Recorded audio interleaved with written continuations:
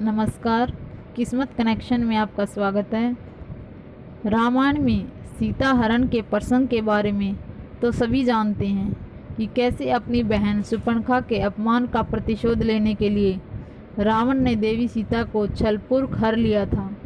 लेकिन क्या आप जानते हैं कि लंकापति रावण ने सीता के हरण से पहले प्रभु श्री राम की मां कौशल्या का हरण किया था।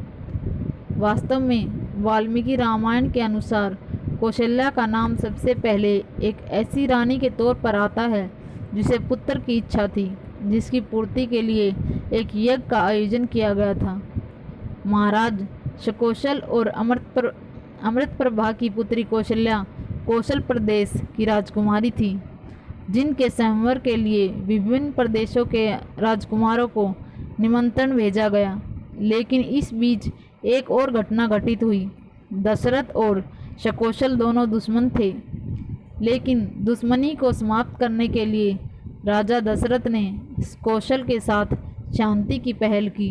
लेकिन कौशल ने इस पहल को ठुकराकर युद्ध के लिए दशरथ को आमंत्रित किया, जिसमें कौशल की पराजय हुई। दशरथ से हार के बाद मजबूरन कौशल को उनके साथ मित्रता करनी पड़ी, और जैसे जैसे इन दोनों की दोस्ती बढ़ने लगी, कौशल ने अपनी पुत्री कौशल्या का विवाह दशरथ के साथ कर दिया। विवाह के पश्चात दशरथ ने कौशल्या को महारानी की पदवी प्रदान की। आनंद रामायण के अनुसार रावण ने न केवल सीता का अपहरण किया था, बल्कि एक बार राम की मां कौशल्या का भी अपहरण कर चुका था, क्योंकि एक भविष्यवाणी के अनुसार कौशल्या के पुत्र द्वारा रावण की मृत्यु लिखी हुई थी। साथ ही ब्रह्मा ने उनको पहले ही बता दिया था कि दशरथ और कौशल्या का पुत्र उसकी मौत का कारण बनेगा। अपनी मौत को टालने के लिए दशरथ और कैकेयी के विवाह के दिन रावण कौशल्या को एक डिब्बे में बंद कर सुनसान द्वीप पर छोड़ आया था। नारद ने रावण की इस चाल और उस स्थान के बारे में दशरथ को बताया जहां कौशल्या को रखा गया था। दशरथ रावण से युद्ध करने के लिए अपनी सेना लेकर द्वीप पर पहुंच गए। रावण की राक्षसी सेना के सामने दशरथ की सेना का विनाश हो गया।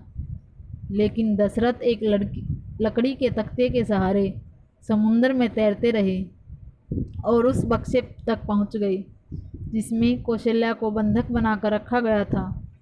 वहां जाकर दशरथ ने कौशल्या को बंधन मुक्त किया और सकुशल अपने महल में ले आए।